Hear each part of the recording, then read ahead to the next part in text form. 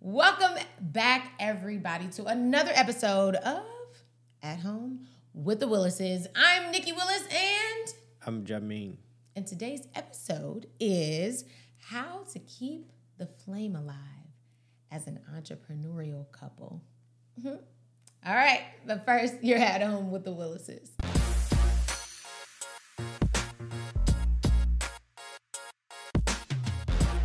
So before we get started, I want to remind you to make sure you subscribe right here in that corner somewhere right there below. Make sure you hit that button and make sure you hit the bell so that you are notified every time we upload new content. And we got stuff coming up. We do. So that's exciting. So make sure you subscribe. We are very, very close to 1,000 subscribers. And the 1,000th subscriber is going to get something special from us. Prize packs. A prize what? Prize packs. A prize pack? Yeah. Oh, okay. Mm-hmm. All right. Well, it's going to be something special. So send it to your friends, your family, your coworkers. Y'all come on over here and subscribe with the Willises. All right. Let's see. Oh, also, if you are planning to relocate to Las Vegas, if you want to buy or sell or invest, we are your team to do that. If you want to purchase a brand new build, we are your team to help you do that. All you have to do is go to the WillisTeamLV.com. You can click on that button in the corner that says schedule a consultation, and our team is standing by to help you. All right.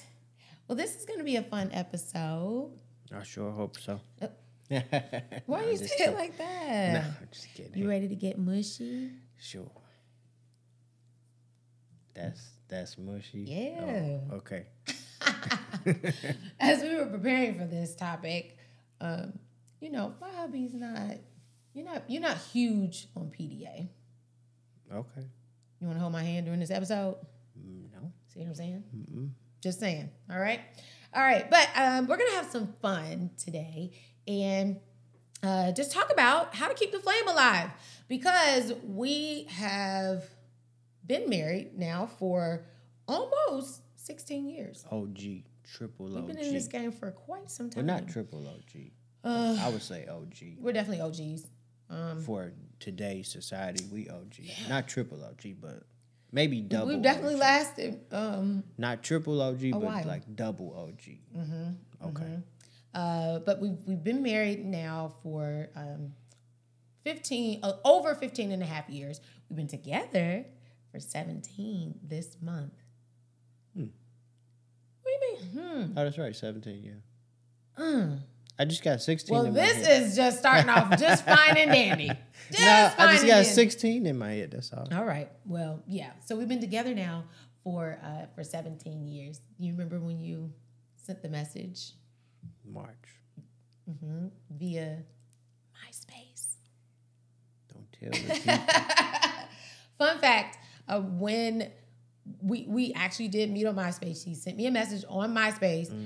If anybody knows my husband, it was a long essay, okay? It wasn't like a, hey, what's up? It was just like he was asking me all kinds of stuff. What does that have to do with people knowing me? Like, what are you trying to get at? Because, babe, no one's surprised that you would do something like that if they know you. You because you think it's very methodical. It's very like well thought out. It's not like, hey, what's up? What you doing? Type of thing. You're like, if you're interested in something, you want to know everything about it. That's true.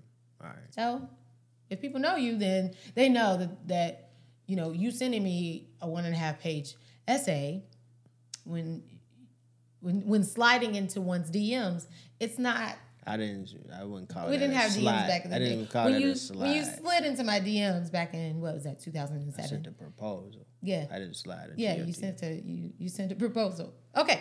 But we've been together for quite some time, and we started working together like a year after we got married. And we have had some highs, we've had lows. We've had good days. We've had bad days. We've had arguments. We've had makeups. So we're just going to share some of the things that we've learned for keeping the flame alive. Because for us, At least I think we still in love. Mm-hmm. You still in love with me? Mm-hmm. Like a lot? Yeah. Okay. So that's what we're going to share. You love me. You love You me? love me. Okay, inside joke. All right. We're back. We're back. So I would probably say the first thing is surrounding yourself with other couples who are like-minded. I think That's the first thing to keeping the flame alive. well, because have you ever been in a group and you've got that one couple that's just arguing and bickering all the time, and they're not speaking to each other in love, and they're throwing around the divorce word, and all that stuff, or somebody's being really disrespectful to the other person. It can either be a turnoff, or if you hang around that couple too long, sometimes it can kind of rub off on you. You know what I'm saying? It can kind of. So now you get home after hanging out with that couple, and now y'all over here bickering and arguing about Because you start to think it's okay. Yeah, and it's just like, oh, they do it, and so I guess it's okay. They married too. Like, yeah, and it just starts to rub off on you. I don't like that.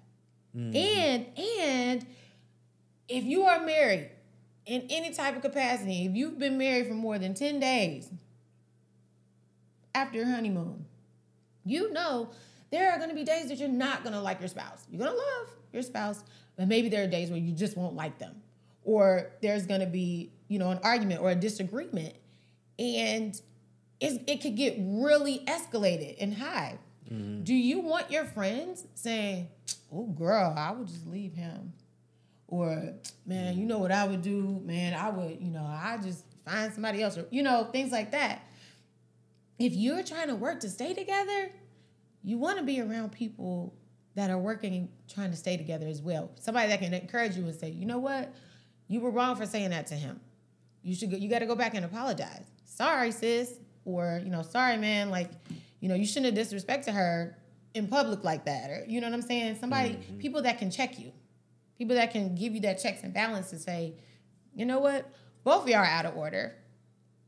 Because we're trying to, promote good marriage. Because everything's always just not going to be roses and sunshine. So that's why I say surround yourself with other couples that are like-minded. And if they're not, check your circle. And other couples, too. Sometimes you can hang around too many single people. Oh, yeah. I don't have a lot of single friends. How do you think about that? Do you have a lot of single friends? I pretty much know your friends list. And they're pretty much the same as mine. Mm-hmm. I mean, I think we've just been married so long. We just have the same, circle of friends. But I particularly don't, hang with single people. We don't have much in common. But that was also us too, because we are a blended family. We've only known each other as parents. Josh was 4, Nia was 2 when we met, going on 3, and so we had children. We were parenting, and so people that didn't have children and people that were not married, we got married at 24, 28. You were 28, I was 24. If you didn't have children and you weren't married, you really didn't have much in common. And then on top of that, throw in, we were trying to start a business. We were trying to run a company. I said surround yourself with other couples too, because early on in our marriage, we had younger friends that was trying to hang around us, and it was they didn't have nothing to do, and we had homework and work and y'all can't just stop by. We got curfews and we got to put people to bed. Bath time. So yeah, it's more so. It's not a bad thing, but it's how much do you have in common would be my question. But you got to have well-rounded friends. Sure. Diversity. You can't discriminate against friends just because they're not married. Anybody discriminate. But, it's your preference. It's definitely a preference. Tell us in the comments below, if you're married, do you have single friends? I would love to know that. If you're married, do you have single friends? But again, for us, it was, because we were always, our conversations are kind of different because we were always talking about, even as a younger couple, starting businesses and, entrepreneurship and, ways to make money, ways to do this, ways to do that.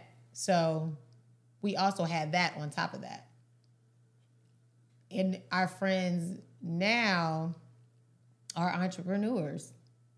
Like, we have some friends that are entrepreneurs that we have that in common as well. So is that true? Like, birds of a feather flock together? Because if you think about it, I mean, it's just like facts. It's a lot more single women. So I would assume there's a lot more single women than married women. But most of your friends are married. Okay. Most of my friends are? Yeah. But if you just think about it, it's a lot more single women than. Where y'all at? What are the single guys doing? Out in the streets. Out in the streets. Out in these streets. Okay. The next one, I believe, is more entrepreneurial. And we've had to learn this a lot along the way. And I believe this one we're definitely still learning. Mm-hmm. Setting work boundaries. Elaborate on that. I wish I could put my hands on it. People be like, elaborate. Setting work boundaries. I tend to bring my laptop everywhere with me. There, I said it. Oh, okay. Setting work boundaries. Because like when you off from work. Yeah, because we're married, because we're parenting, and we also work together. It is a continuous thing. Like, things just, they run into each other. Mm-hmm. We could be talking about, what the kids are doing school-wise, and then that blends into, we have to schedule our filming days, and we have to, do this or do that. Mm-hmm. We could be cooking together, which sometimes we actually do cook together, which is kind of cool. I enjoy cooking together. We don't do that as much as we used to. Yeah. Well, that's a bonus. Y'all can cook together. But setting boundaries, I think, is important because it just tends to blend in, and you realize, you wake up and you just kind of realize, you know what, we're just over here coexisting, cohabitating. Mm-hmm. And that can be tough to do. That can be tough to do as an entrepreneur, and it can be tough to do depending on what stage or phase that you're at in your business, whether you're doing it with your spouse or doing it by yourself. Because when you first starting something, or you're trying to get something off the ground or to a certain level, like, it's just like grinding, a lot of work, a lot of time. Yeah. And then stuff comes up, and then you got a question right in the middle. But yeah, I think you should definitely have like off periods, off times. Yeah. And then also, I think you should structure your business. Get to the point. Sometimes it's not as feasible to do, but get to the point where you can be like away or off. So structure your business in a way because you know that if you work together with your spouse, it's more important to kind of like put that into your business plan. Yeah. Especially last episode we were talking about solopreneurs. And solopreneurs, you're basically doing everything yourself. You're basically self-employed. And those days can be long. They can be arduous. And if you are not setting boundaries to where you turn it off, that's why we just started, just for dinner, we started just turning everything off. And now we like to watch Wheel of Fortune together. It's kind of cute. But as a family, like, we not Wheel of Fortune, game shows, period. Well, game shows, period. But I like Wheel of Fortune. We pretty much, because that's the time we eat. So we start watching Wheel of Fortune. Sometimes we get into a little Jeopardy. And then Family Feud. Mm-hmm. That's the other one. But real late, we watch The Wall. Yeah, we like that one. But yeah, then it's getting a little late, and Mom probably forgot that everybody need to eat. But anyway, but turning it off, and sometimes depending on what stage we're in, we have to go back to it, go back to work. But having that break every day, having a break every day, and then you really have to. You can't work 7 days a week. Hustling is not. It's not a lifestyle. Hustling is for a season. So if you're still hustling, something may be off, and you might need to make some adjustments, and be open to your spouse. It's good to check in. Like, be open to your spouse, to asking your spouse, hey, how are we doing? Like, how is this working out? Are we spending some time together? Are we spending enough time together? Have our needs changed? So that's something I do need to work on. I actually did that a lot better when I was younger, but now it's like, I guess it's like you have like failures, or you have like, oh man, like you start thinking like how old you are and stuff. Sure. So I'm a lot more like on the grind more, but back in the day, I used to take more like time off and like make sure I was like spending more like family time and stuff like that. So now it's like, I guess because the kids are older, I feel like, oh, now I can work and do more. This, and you know what I mean? Yeah. So, I mean, but it's still, you run out of gas if you don't that's take the truth. Breaks. And at the end of the day, you got to remember that if the business shuts down, the kids are grown, they're out, and we got 2 out of the 3 that are now adults. At the end of the day, if anything else happens, it's y'all too. Mm-hmm. This is home base right here. You got to take care of home base. So speaking of taking care of home base, let's talk about disagreements. Let's talk about arguments for a minute. Okay. Arguing. I remember when we first got married. Remember Steve at our church? What did he say? He said, "Do not go to bed angry." Oh, yeah. Does that work all the time? No, it doesn't. It just doesn't. Sometimes your spouse can make you go to bed angry, or they seem like they intentionally trying to make you go to bed angry. I don't know who that would be. Yeah, I don't know who that would be for real, honestly, truly. But is it feasible that there are every argument you're not going to go to bed angry? That's not really feasible. But I think what we have come to understand, because, and I'll say it this way, sometimes things are still too heated, and it's best to just, okay, y'all go to your corner. We need to let this thing cool off. So it's not necessarily going to bed angry, but if y'all keep talking at it and you're finding it's getting higher and higher and higher and there's no resolution, okay, to the corners. I remember recently a disagreement that we had, and it's getting more heated. And so it was like, all right, we got to break this thing up. But then when we came back, it was just like, why are we fighting each other? You got to remember who you are against. We're not against each other. Mm-hmm. It's us against the world. I don't believe in that no more either. Us against the world? Yeah, I don't like saying against the world anymore. It's us for sure. It's us. But 100%.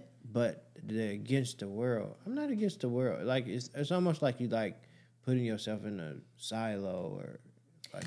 Well, what I'm more saying is priority wise. Yeah, it's us and us. We're then not the world. Fighting each other. Then the world, not against the world. Yeah. Sure, I like that better. It's us, then the world. Yeah, I like that better. Hey, we could t-shirts. You know what I'm saying? Here we go. This is why we can't have real friends. This is why everybody's like, we got to get. That's why I was working, because you come up with an idea, then we talking about an idea for 3 hours. Yeah, that's true. It's fun though. That's what we do at our house. That's the fun part of being an entrepreneur couple. Like constantly when you come up with mode. a solution or an idea, it's ridiculous. and the other person is just as crazy as you are to like keep elaborating and expanding. It becomes a yes idea. and conversation. Mm-hmm. Okay, so it's us then the world. Yes. Yeah. But just knowing, I have your best interest at heart. You have my best interest at heart. Mm-hmm. We're not fighting each other. So if we both want each other to win, now let's come back and talk about it. And talking about the neutralization rule, right? If someone has a problem, I think we talked about this maybe about a year and a half ago, we adopted this. If someone has an issue, if you have an issue and you bring it to that person, the rule is the person that is the offender has to take what the person is saying and not go, well, you did this and you did this and you did that. You can't do that because what happens is it all gets heightened because, number one, the offended does not feel heard, okay? And then now both people are on defense mode and nothing gets done. Resolved. What the second part of the rule is, what you can do is say, okay, I've heard you. But if you're not at a place where you can respond, tell them I can't respond right now. However, rule 3 is you got to give them a date and time where you will respond. Because you can't just go, I heard you, I'm not going to respond right now, and then just walk away. Cliffhanger. Because again, that's then added a cliffhanger, because then the person still doesn't feel heard because there's no resolution. Mm-hmm. So again, okay, Dr. Phil. I mean, this is because we've been doing this for 16 years. Okay, arguing and fussing and bickering and all the things, and then we realize, you know what? We can, if the offender is saying, well, if I did this, then you did this, and you did this, and you did this. The person that has been offended is not being heard. Mm-hmm. That's true. And people want to feel heard. So, rule number 1, the person has to listen. Go ahead and receive it. Number 2, respond to, again, what the issue was that offended that person. Or if you can't respond, tell them, you know what, I need some time. And number 3, give them the new date and time to respond. So don't just leave it out there. Give me a day, and then we can come and reconvene. Now, I'll go ahead and just point to this person. If the offender has given you a date and time to respond, you can't then go back and start nagging about before the date and time comes. What you mean, like, and another thing? And another thing, and another thing. That person has heard you. He or she can't respond right now. That's okay. They've told you, give me a day. 24 hours, give me a day. You got to be quiet. You got to shut up. You just got to shut up. Okay, then. Everybody to their corners. Life can now continue. You've been heard. You have to give that person 24 hours to respond. And we adopted this also because I'm the type of person where if something bothers me, I'm a straight shooter and I'm gonna get it out right then and there. I don't like to sleep on it. I don't like to, I don't like to think about it. I'm thinking, trust me, I'm thinking, but I like to respond immediately. You, on the other hand, you like a little bit of time. But what was happening is you needed that time, but you didn't know how to tell me that you needed time. And so I'm thinking, I'm not being heard. And then that's when I'm going, and another thing. And so the neutralization rules, what I call it, has helped. What do you think? Yeah. Okay. What got next? Yeah. Well, and then, again, because we're talking about being an entrepreneurial couple, now I'm mad and we working together. Right? I think it's amazing how you can be a married couple and you can be mad as hell, but you still got to work with the person. And you can do something nice, but you still mad. You're still upset. Like, stupid. coffee. Like, you can be pissed off. Let me make these copies for him because I know he like these copies. Like, but I'm still mad. Like super mad. I seen that it was like a Instagram thing. Like, let me send this email on put his these behalf. covers on top of her. She done fell asleep on the couch. Stupid. But it definitely does help. You know, it helps us, you know, get along better because we don't want to just coexist. And we don't want you guys watching, if you are married and you're working together, we don't want you to just coexist. Like, we want you to have healthy and happy marriages. And again, this is just what we've done. Yep. Also, therapy. Therapy for you, therapy for him, therapy for both of y'all, therapy for the whole family. Therapy. I'm just saying that because it's good. I can't remember what therapist I was talking to, but she said, you know, normally when people come and see me, it's an exit interview. They have already made up their mind that they are getting a divorce, and this is really just the exit interview and their opportunity to tell the other person what they don't like about the other person before they leave. And I was like, oh. I get that. And like, because one, there's this whole perception that you only get therapy when something's wrong. Mm-hmm. And we had that thought process. And even though my mom is in mental health, she's in the mental health field, but you know, I think there's a perception that you go to therapy when something's wrong, but you don't take your car to go get an oil change when the engine blows up. You go and take it to get oil changes regularly so that the engine doesn't blow up. Mm-hmm. You know what I'm saying? Yeah, but you still need it though. Like, it has to be like a indicator that you want or need therapy, but don't wait until, you know, there's a slight tick going on in your engine. Like, you know what I mean? So you should go. But still though, because we have gone through, think about all we have gone through in the past 16 years. You are not the same person that I met when you were 27. Mm-hmm.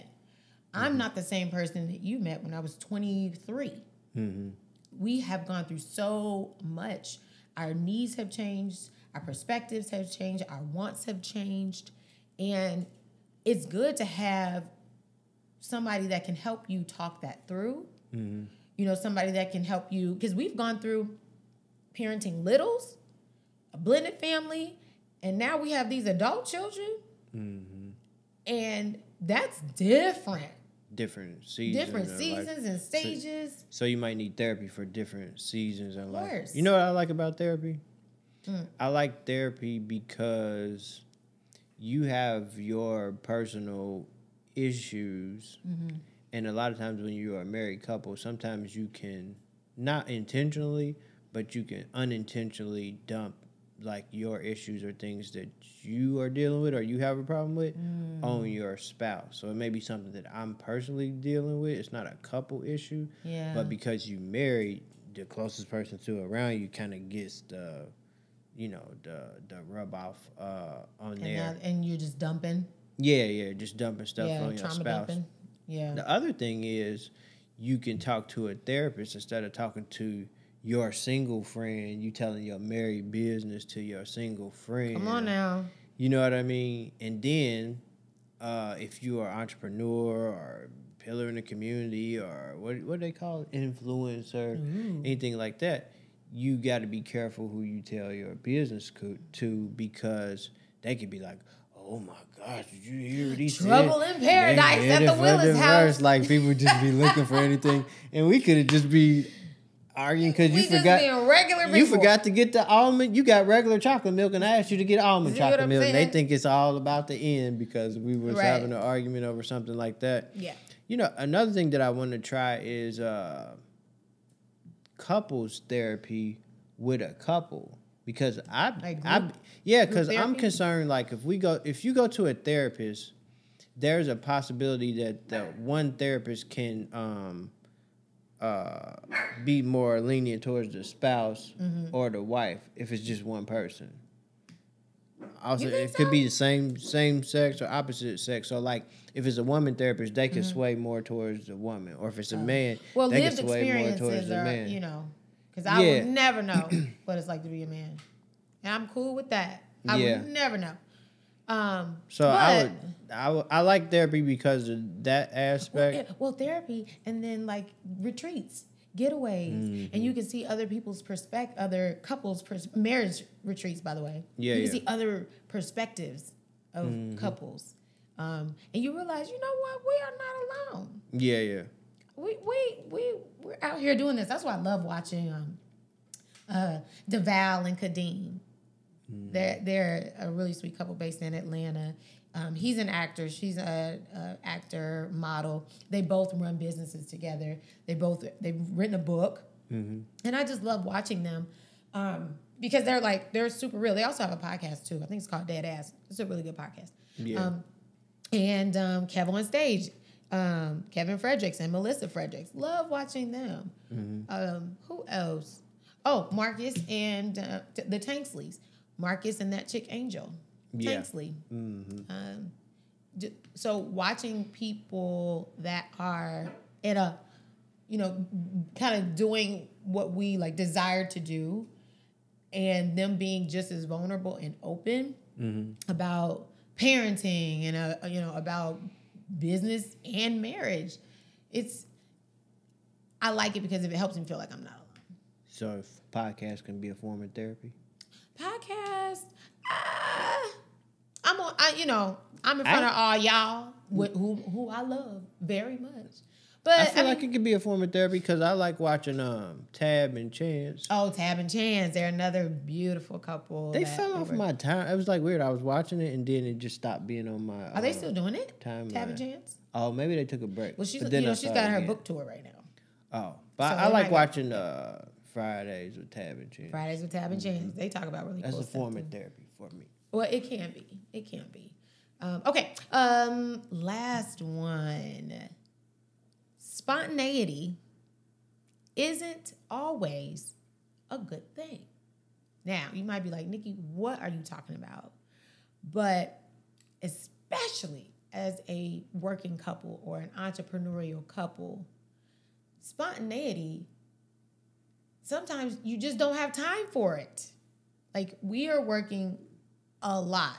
Me being in the pageant, going for Mrs. Nevada and then on to nationals. We're flipping houses. I'm selling houses. We're also parenting, all the things. You can look up and not have been on a date in weeks. So scheduling is actually pretty cool because you can't say, let's go out to lunch. Like we used to do, right? Like, because we used to you would be like, let's go to lunch. And I'm like, ooh. And this is when we were broke. So who knows where we would go? It might be like Skyline. Yeah, Skyline back in Cincinnati. That's how you got me. You me get a three-way. Skyline. Oh. You had me up in the chili house. Oh, yeah. On lunch breaks. Getting that Skyline chili. But those were fun dates. Little cheap dates. I love those. And we still do them. But as far as time, sometimes you don't have the time. And you have to be intentional about dating. That's what we're talking about, like keeping the flame alive. You got to be intentional about dating. I'm going to tell you, bring it in close. Bring it in close. You got to be intentional about sex. There's nothing wrong with saying, hey, this is our time. This is our date night. I like to schedule an appointment. Oh, hush. No, you didn't. No. Man. So I'm actually blushing right now. That's I struggle with that because I feel like if you schedule something, it don't feel like romantic. Or a lot of times you want to like surprise you or something. You know what I mean? See, and I don't like surprises. Go ahead and tell me. Mind your business. You don't have that nothing I want to know. I want to know. What do I need to wear? What I need to be prepared for? Yeah, so you don't always want to like. Sometimes you want to do something nice and it not be scheduled, or it be like a surprise. But you got to know the schedule to know where the gaps are, the opportunities are, and things like that. Because it's important. And if anything is important to you, you will make it a priority.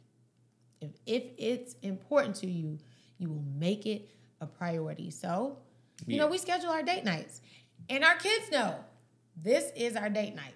Mm-hmm. So leave us alone. You're on your own. Listen, one of them is an adult. It's fine. And Jonathan, he knows how to make, omelets and stuff. They will survive is what I'm saying. They're going to be all right. And you and your spouse, y'all go out on that date night. Have fun. Don't talk about work. We're getting better. We're getting better. Don't talk about work on date nights. We end up talking about one house, one way or the other, one property during our date. But, then also, we'll probably come up with some crazy idea and then we end up yes-anding for hours. But that's something that we love to do. But talking about work, that's a no-no. Because it's y'all too. And you got to nurture that relationship. So, we went to a soiree, a lover's soiree last month for Valentine's Day. And that was really, really awesome. It was hosted by our doctor, Dr. Jade. And she and her husband and some other wonderful couples, Christian couples got together. And they said they were going to name it an adult prom, which I get. But they were like, no, like we want it more elevated. So they called it a lover's soiree. And it was 4 married couples. And so we saw couples that had been married for a year all the way to a couple that had been married 43 years or something like that. But they had been together 50 years. And their children, their married children were there at the lover's soiree too. Yep. So it's good to be around people that, have been where you're going, that are in the same place that you're in. We saw people that have been married around the same time as us, which was really cool.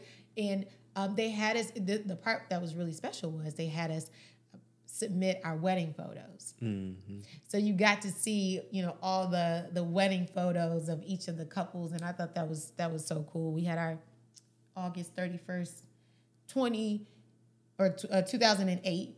I had on the white. You did. You had ivory on. Mm-hmm. Ivory. But it was cute to see young Nicci and Jameen up there. But that was really special. And I'm like, I want to do more things like that because, again, being around people and seeing, healthy marriages and people striving to be in good, healthy marriages is important. Yeah. It's important. All right. I want to jump all the way into our real estate minute of the day. Okay. Is that all right? We're getting kind of close to the end.